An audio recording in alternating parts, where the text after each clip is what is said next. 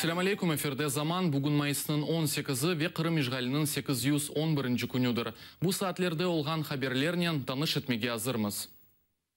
Бүгін Қырым татар халқының сүргінлігіне 72 ел тола. 18 майысы Совет үкіметі бечерген жинайет құрбанларының ануф күнүдір. Да жен кеткен вақыт бұл операцияға бинлернен НКВД аскерлеріні желп еттілер. Олар 200 бинге яқын Қырым татарыны евлерінден қуып, туар вагонларына yüklеп, Орта Асия ве Уралға алып кеттілер. Сүргінлікке исасен қартлар, қадынлар ве балалар оғрады.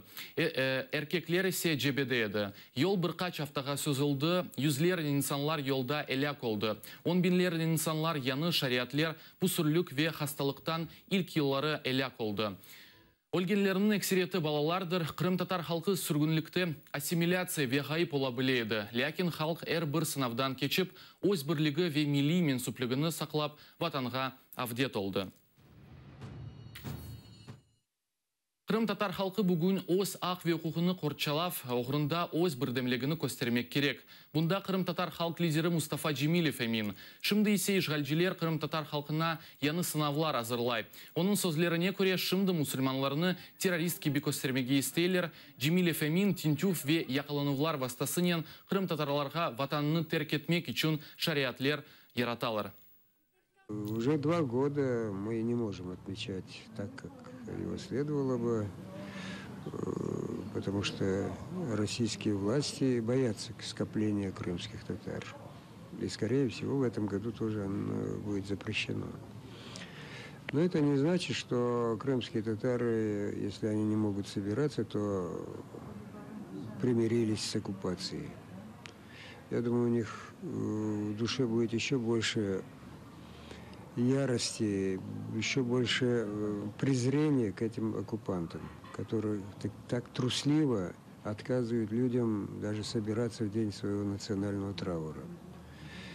Я единственное, что хотел бы сказать, мы все говорим терпеть, терпеть. Ну, терпение – это свойство очень подходящее для ослов, скажем, для ишаков. А человек должен отстаивать свое достоинство.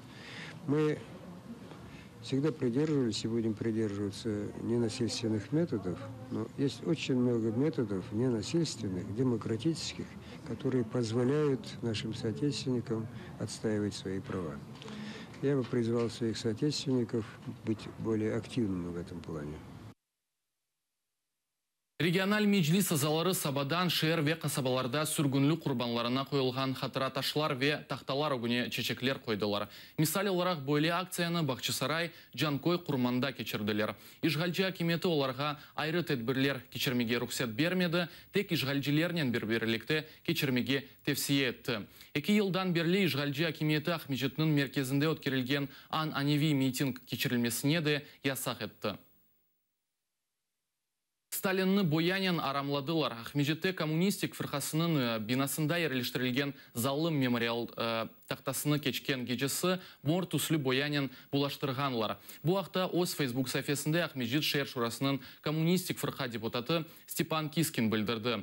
Бұны Қырым татар халқының сүргінлік күніне бағышланған мақсус провокация кебе көрелер. Коммунистлер есе прокуратура ве ФСБге шикет етмеге ваде еттілер. Хатырлатмақ істейім ки бұл тақтанын булаштырғаны бірінші кереді гилдер март айында коммунистлер айны тақта боянен арамалағаны ақта білдіргенділер.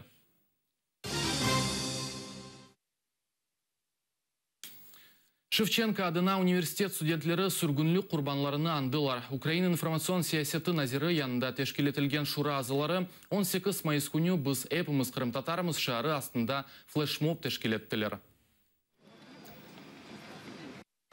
У цьому заході брали участь близько 80 осіб, та у нас він пройшов більш-менш успішно.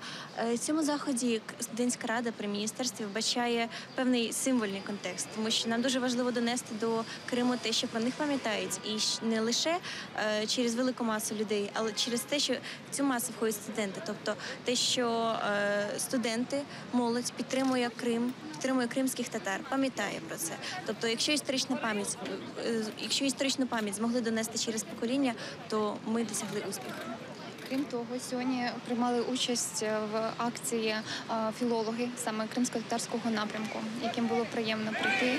І вони також долучалися до акції, тримали ці зображення. Також сьогодні ми через Міністерство інформаційної політики звернулися до провідних вишів Києва, і у них були розміщені ось такі фотографії у вигляді фотовиставки, щоб якомога більше студентів могли долучитися до вшанування цього дня, цього знакового дня. Інколи, знаєте, просто коли немає слів, коли є просто зображення, коли ми просто бачимо погляд цих людей, він говорить набагато більше, ніж найкрасномовніші слова. То білі, то гіркота, яку вони пережили і яку вони взагалі знали, мені здається, що це те, що ми повинні пам'ятати завжди. Бірқач сааттан Украина милли операсында хатыра тедбири өткөрүлөжөк. Сүргүнлүк курбанларына анмак үчүн саясатчылар, дипломат, жымат ве медениет арбаплары кележек. Илкери ант эткен мен гимны эм кырым татар, эм украин тилинде академик шеклинде яңгырайжак. Акшам саат 7-де Киевнин Мустакыллык мейданында сойкырым курбанларынын ануф митинги өткөрүлөжөк. Бүгін Қырымның меморий сынырында да бірчо хатыра тедбирлері өткөрүлөжөк. Шымды есе бағымызда Геническ районундан мұхбирimiz Гульсум Халилова болуна. Селям алейкум, Гульсум, шымды не ерді болунасың ве бүгін сынырдан насыл тедбирлер өткөрүлөжөк? Айта білесің ма? Сөз сана.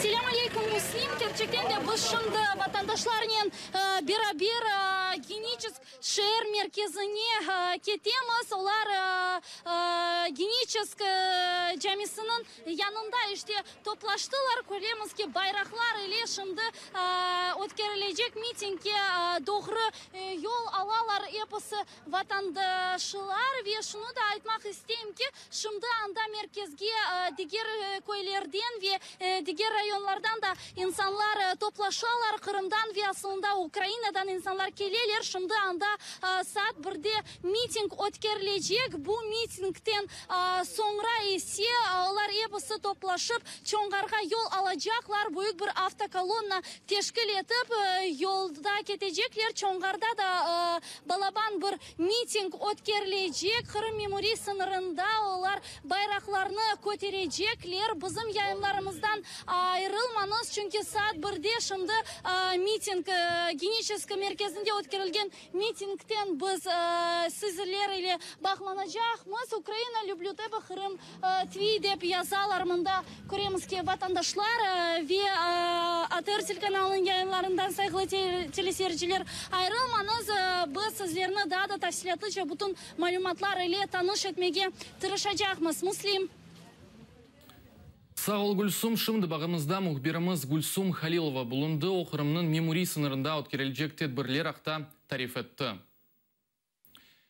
Киевдегі Қырым евінде Қырым татарларының сүргінлігі жинайет шаатларының хикаялері адлы сергі açılды. Сергіде шақси хикаялерінен 10 портрет тақдим етілді.